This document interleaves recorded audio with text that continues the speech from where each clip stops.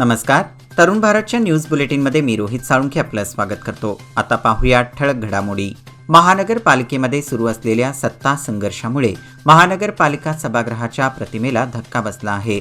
तर शहराच्या प्रथम नागरिक असणाऱ्या महापौरांवर पोलीस स्थानकात फिर्याद दाखल करण्यात आल्यामुळे शहरवासियांसाठी ही अत्यंत अशोभनीय बाब आहे, असे माजी महापौर व माजी नगरसेवक संघटनेचे अध्यक्ष ॲडव्होकेट नागेश सातेरी यांनी सांगितले. येणाऱ्या कर्नाटक राज्योत्सवाच्या पार्श्वभूमीवर ध्वजस्तंभ उभारताना खांब्यावर चढलेल्या युवकाचा विजेचा धक्का लागून मृत्यू झाल्याची घटना वक्कुंद तालुका बैलहोंगल गावात रविवारी घडली. राज्योत्सवाच्या पूर्वीच दुर्घटना घडल्याने मुनेपनवर यांच्या कुटुंबियांवर शोककळा पसरली आहे. प्रज्वल चनगौडा मुनेपनवर, वय वर्षे 18 असे मयत झालेल्या युवकाचे नाव आहे. महाराष्ट्र कर्नाटक सीमाप्रश्नी सुप्रीम कोर्टात वारंवार लांबणीवर पडत असलेली सुनावणी बुधवारी दिनांक 1 नोव्हेंबर रोजी होण्याची शक्यता आहे. तब्बल 8 महिन्यांच्या प्रतीक्षेनंतर सुनावणी होणार असल्याने सीमावासियांचे लक्ष लागले आहे. काळ्या दिनी सुनावणी होणार असल्याने हा औत्सुक्याचा क्षण ठरणार आहे.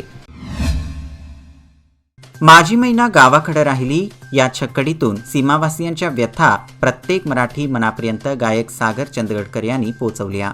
सूर नवा ध्यास नवा या मराठी रियालिटी शोमधून सागरने अप्रतिम अशी छक्कड सादर करून सीमा भागासह महाराष्ट्रवासियांची मने जिंकली. बेळगावमध्ये आजही मराठीपण जपले जाते याचे परीक्षकांनी कौतुक केले. शिवसेनेच्या उद्धव बाळासाहेब ठाकरे गटाचे नेते सचिन अहिर व उपनेते अरुण दूधवाडकर यांनी रविवारी बेळगावला धावती भेट दिली. कोल्हापूर येथे असणाऱ्या एका कार्यक्रमासाठी ते आले होते. यावेळी बेळगाव विमानतळावर शिवसैनिकांनी त्यांची भेट घेऊन त्यांचे स्वागत केले. कोट्यवधी रुपये खर्च करून शहरामध्ये राबवण्यात आलेल्या स्मार्ट सिटी योजनेची पाहणी केंद्रीय स्मार्ट सिटी योजना आणि वस्ती व्यवहार विभागाचे एडीजी राजीव जैन यांनी केली. यावेळी उपस्थित नागरिकांनी योजनेचा कशाप्रकारे बोजवारा उडाला आहे याची माहिती अधिकाऱ्यांना करून दिली. त्यामुळे योजनेची पाहणी करण्यासाठी आलेले केंद्रीय अधिकारी अवाक झाले आहेत. राष्ट्रीय स्वयंसेवक संघ बेळगाव शहर शाखेतर्फे विजयादशमी उत्सव व पथसंचलन झाले. प्रारंभी प्रार्थना झाल्यानंतर शहरात पथसंचलनाला सुरुवात झाली. सरदार मैदानापासून या पथसंचलनाला सुरुवात झाली. पुढे काकतिवेस रोड, शनिवार खूट, गणपत गल्ली, नरगुंदकर भावे चौक, मारुती गल्ली, किर्लोस्कर रोड, धर्मवीर छत्रपती संभाजी चौक, गोंधळी गल्ली, कॉलेज रोड मार्गे लिंगराज महाविद्यालयाच्या मैदानात सांगता झाली. यावेळी सेवक सदंड गणवेशात उत्स्फूर्तपणे सहभागी झाले होते. किल्ला परिसरातील रामकृष्ण मिशन आश्रमातर्फे रविवारी पालकांसाठी कार्यशाळा पार पडली. यावेळी बेंगळूर येथील डॉक्टर चंद्रशेखर एचबी यांनी पालकांना मार्गदर्शन केले. लहानपणीच मुलांवर योग्य संस्कार झाले पाहिजेत. शिवाय मुलांना त्यांच्या आवडीनिवडी छंद जोपासण्यासाठी स्वातंत्र्य दिले पाहिजे. पालकांच्या अपेक्षा वाढल्याने पाल्यांवर दडपण येऊ लागले आहे. मुलांच्या समस्या जाणून घेऊन त्यांच्यात रमले पाहिजे असे त्यांनी सांगितले. यावेळी डॉक्टर रवींद्र गुरुन्नवर यांनी मुलांचे सामर्थ्य आणि विकसनशील कौशल्य याबाबत माहिती दिली. मुलांची क्षमता ओळखून त्यांना प्रोत्साहन देणे गरजेचे आहे असे सांगितले. या प्रसंगी पालक मोठ्या संख्येने उपस्थित होते. गांधीनगर जवळील एससी मोटर्स येथील रस्त्यांचे विकास काम करण्यात आले आहे. मात्र गटारींची विकास कामे न करताच गटारींवर पदपथ निर्माण करण्यात येत आहेत. यामुळे भविष्यात परिसरातील नागरिकांना मोठ्या समस्येला सामोरे जावे लागणार आहे. गटारींची विकास कामे राबवूनच पदपथ निर्माण करण्यात यावेत अशी मागणी स्थानिक नागरिकातून केली जात आहे. खानापूर तालुका प्रशासनाच्या वतीने महर्षी वाल्मिकी जयंती उत्साहात साजरी करण्यात आली. यावेळी वाल्मिकी चौकातील महर्षी वाल्मिकी यांचे पूजन आमदार विठ्ठल हलगेकर यांच्या हस्ते करण्यात आले. यावेळी शासकीय पूजन तहसीलदार प्रकाश गायकवाड यांच्या हस्ते झाल्यावर वाल्मिकी जयंतीनिमित्त कार्यक्रम पार पडला. खानापूर तालुक्यातील अतिथी शिक्षकांना सेवेत कायम करून घ्यावे, तसेच अतिथी शिक्षक म्हणून कार्यरत असलेल्या शिक्षकांना शैक्षणिक वर्ष संपेपर्यंत सेवेतून कमी करू नये. तसेच इतर राज्यातील अतिथी शिक्षकांप्रमाणे मानधन देण्यात यावे. यासह इतर मागण्यांचे निवेदन खानापूर तालुका अतिथी शिक्षक संघटनेच्या वतीने आमदार विठ्ठल हलगेकर यांना देण्यात आले. निवेदनाचा स्वीकार करून आपण याबाबत सरकार दरबारी आपली मागणी पोहोचवतो असे आश्वासन आमदार विठ्ठल हलगेकर यांनी दिले.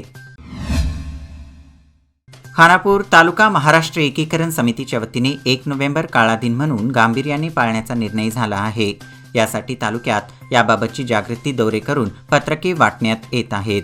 1 नोव्हेंबर गांभीर्याने पाळून येथील शिवस्मारकात सकाळी 10 ते 2 पर्यंत लाक्षणीय उपोषण करण्यात येणार असून यानंतर सभा घेण्यात येणार आहे. यासाठी रविवार असल्याने खानापूर शहरात 1 नोव्हेंबर काळा दिन पाळण्याबाबत पत्रकांचे वितरण करण्यात आले.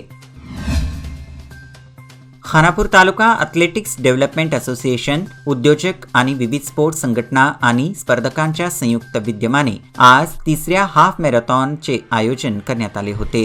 यासाठी नागरिकांनी उत्स्फूर्त प्रतिसाद दर्शविला. या मॅरेथॉनमध्ये 7 ते 71 वयोगटातील सुमारे 800 स्पर्धकांनी भाग घेतला होता. ही मॅरेथॉन स्पर्धा खानापूर ते जांबोटी या मार्गावर भरवण्यात आली होती. या स्पर्धेत प्रमुख पाहुणे म्हणून लैला शुगर्सचे व्यवस्थापक संचालक सदानंद पाटील, IRS अतिरिक्त आयुक्त अमित कुमार शर्मा, उमेश रामगुरवाडी, डॉक्टर राधाकृष्ण हारवडेकर, नागन्ना होसमनी व इतर उपस्थित होते. या मॅरेथॉनमध्ये अनंत गावकरांनी रोहिणी पाटील यांनी विजेतेपद पटकाविले.